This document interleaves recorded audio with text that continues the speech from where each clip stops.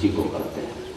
तो ऐसा स्थिति पार्थ प्राप्य नैनम उपपद्यते स्थित्वा अंत काले अपि च ब्रह्म निर्माणम विच्यते।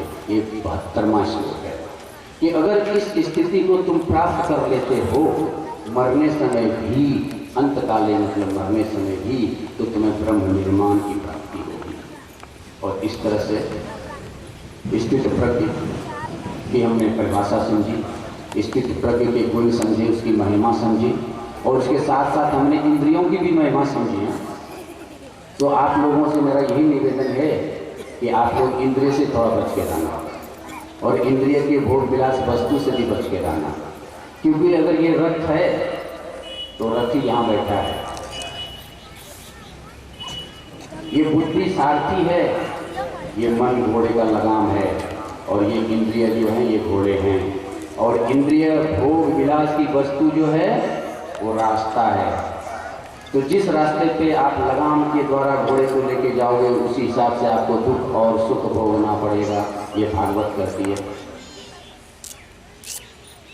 तो इस बात के साथ हम स्पिरिचुअल जर्नी पे चलते हैं, क्योंकि फिर ये हमको देख रहे हैं, हम इनको देख रहे हैं, तो फिर इससे अच्छा है कि हम नीचे जाएं। तो हम अभी स्पिरिचुअल जर्नी करेंगे, और पहले हमने आत्मा के बारे में स्पिरिचुअल जर्नी किया, बाद में हमने आत्मा के गुण के बारे में स्पिरिचुअल जर्नी किया दूसरा दिन, तीसरा दिन और चौथा दिन हमने आत्मा और शरीर के बारे में स्पिरिचुअल जर्नी किया। आज हम आत्मा और परमात्मा के साथ जर्नी करेंगे। हम सभी उस परम धाम को चलेंगे, वहाँ उनका आशीर्वाद लेंगे, उनकी शक्ति लेंगे, उनका सभी गुण लेंगे और फिर वापस आएंगे। तो आप सभी रिलैक्स हो जाएं, शरीर को ढीला छोड़ दें, अपने अंदर देखें। हम सभी एक आत्मा, अजय अमर अविनाशी, इस शरीर को चलाने वाली चैतन्य सत्ता, मन बुद्धि और संस्कारों से ऊपर, इस संसार में रहते हुए असंसारिक, इस शरीर में रहते हुए अशरीरी। हम स्थित प्रज्ञ, दुख सुख हानि लाभ जय पराजय मेरा कुछ नहीं बिगाड़ सकती।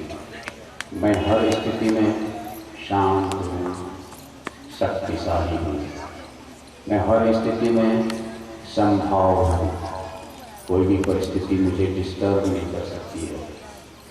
इस भाव के साथ हम अभी अपने परमपिता परमात्मा से मिलने चलते हैं, जो कि तीनों लोकों से दूर, चांद अवतारों की दुनिया से दूर, इस 5 तत्वों की दुनिया से दूर परम धाम में निवास करता है।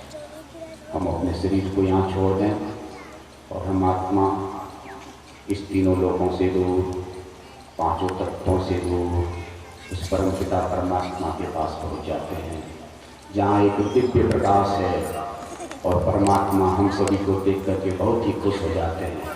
ओ मेरे बच्चे, ओ मेरे मीठे बच्चे, आ जाओ, बहुत दिनों से तुम्हें नहीं देखा हूँ, बहुत दिनों से तुमसे नहीं मिला हूँ, आ जाओ। बहुत प्रेम से बैठाते हैं हम सभी को और बोलते हैं अपनी सारी परेशानियाँ हमको दे दो, सारे दुख हमको दे दो, मैं सभी दुखों का, सभी परेशानियों का भोक्ता बन जाऊँगा, मैं तुम्हारा सब दुख ले लूँगा, और उसके बदले में मैं तुम्हें अपनी शक्ति देता हूँ। 8 शक्ति मैं तुम्हें देता हूँ, 7 गुण मैं तुम्हें देता हूँ, और तुम सतोगुणी बन जाओ, अष्ट शक्ति दात्री बन जाओ। और जब तुम नीचे जाओ तो अपने शरीर में रहते हुए भी इस भान में रहो कि तुम आत्मा हो, तुम 8 शक्ति के दात्री हो, तुम 7 गुणों से भरपूर आत्मा हो। और इस तरह से हम सभी आत्माएं उस शक्ति को धारण करते हुए, उस ज्ञान को धारण करते हुए, उस गुण को धारण करते हुए परमपिता परमात्मा को बहुत ही धन्यवाद ज्ञापन करते हुए फिर अपने वतन की ओर चलते हैं।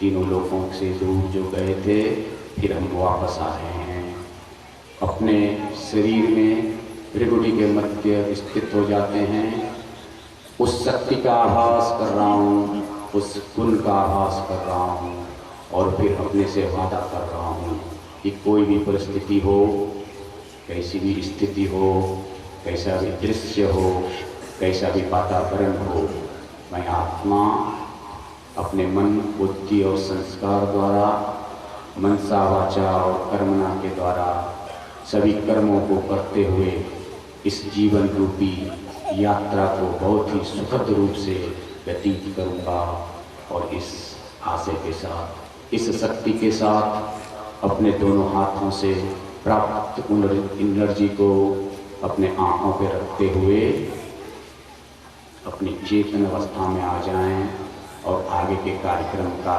आनंद लें। ओम शांति, ओम शांति, ओम शांति। धन्यवाद।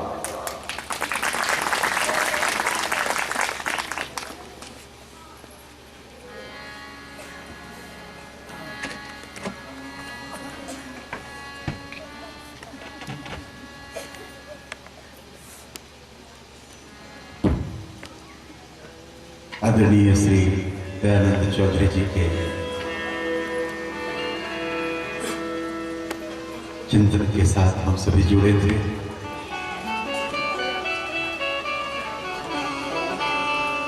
और जीवनोपयोगी बहुत सारी चर्चाएं उन्होंने अपने श्रीमद् भगवद गीता के चिंतन के माध्यम से हम सबों के बीच रखे।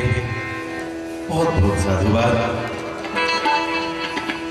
एक बार भाव और श्रद्धा के साथ मेरे ठाकुर के मंगलमय नाम का जय घोष करें।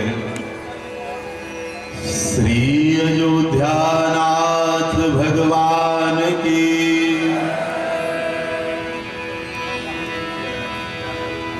अभी माघ का महीना है और सुनते हैं कि माघ महीना में रविवार का व्रत प्रारंभ हो जाता है। अगहन से माताएं रविवार का व्रत ज्यादा करती हैं। आज किसी ने नमक नहीं खाया होगा, किसी ने कमजोरी रहती है, या आप लोग एकदम नहीं, बहुत कष्ट होगा अगर जय बोलेंगी, दिक्कत होगा, कष्ट होगा। इतना कष्ट ही काफी है कि घर से चल के यहाँ तक आई है। एकदम नहीं, कमजोरी में बोलना ज्यादा ठीक नहीं है। और ऐसे तो हम मड़राते रहे हैं यत्र तत्र सर्वत्र, लेकिन गोविंदपुर की माताओं का जोड़ा नहीं है। ये बातें नहीं करती हैं। कथाओं में आप लोग भी जहाँ कहीं भी जाते होंगे तो देखने के लिए मिलता होगा, माताओं से बार बार कहा जाता है आप लोग चुप रहिए, शांत रहिए। इन लोगों का सत्संग अलग चलता है।